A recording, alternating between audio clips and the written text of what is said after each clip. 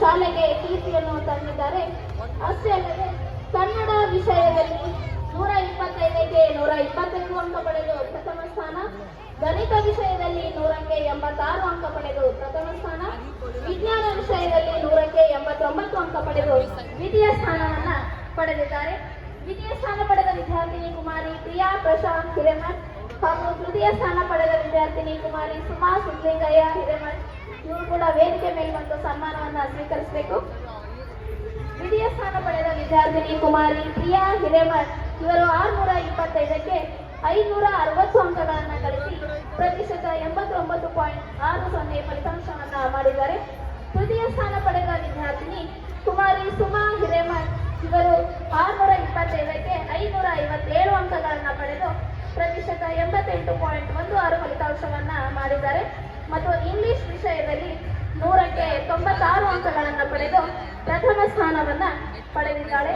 ಈ ಎಲ್ಲ ವಿದ್ಯಾರ್ಥಿಗಳಿಗೆ ನಮ್ಮ ಸಂಘದ ಕಾರ್ಯಾಧ್ಯಕ್ಷರ ಪರವಾಗಿ ಹಾಗೂ ಆಡಳಿತ ಮಂಡಳಿಯವರ ಪರವಾಗಿ ತುಂಬ ಹೃದಯದ ಅಭಿನಂದನೆಗಳನ್ನು ಸಲ್ಲಿಸುತ್ತೇನೆ.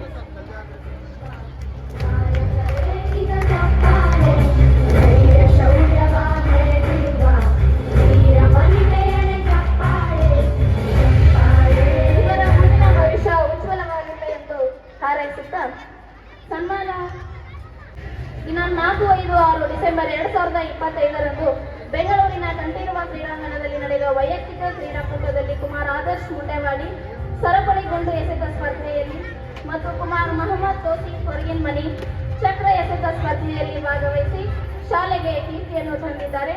ಅದೇ ರೀತಿ ದಿನಾಂಕ 2/11/2025ರಿಂದ 9/11/2025ರವರೆಗೆ ಬೆಂಗಳೂರಿನ ಶ್ರೀ ಕಂಠೀರವ ಕ್ರೀಡಾಂಗಣದಲ್ಲಿ ನಡೆದ ಕರ್ನಾಟಕ 4ನೇ ಮಿನಿ ಕ್ರೀಡಾಕೂಟದಲ್ಲಿ ನಮ್ಮ ಮಾದರಿ ಪ್ರೌಢಶಾಲೆಯ ವಿದ್ಯಾರ್ಥಿಗಳಾದ ಕುಮಾರ್ ಮೊಹಮ್ಮದ್ ಫರಾನ್ ಪಿರ್ಜಾದೆ ಮತ್ತು ಕುಮಾರ್ ಶಿವರಾಜ್ ಜಗ್ಗಲ್ ಇವರು ಕಬಡ್ಡಿ ಸ್ಪರ್ಧೆಯಲ್ಲಿ ಭಾಗವಹಿಸಿ ಶಾಲೆಗೆ ಕೀರ್ತಿಯನ್ನು ತಂದಿದ್ದಾರೆ.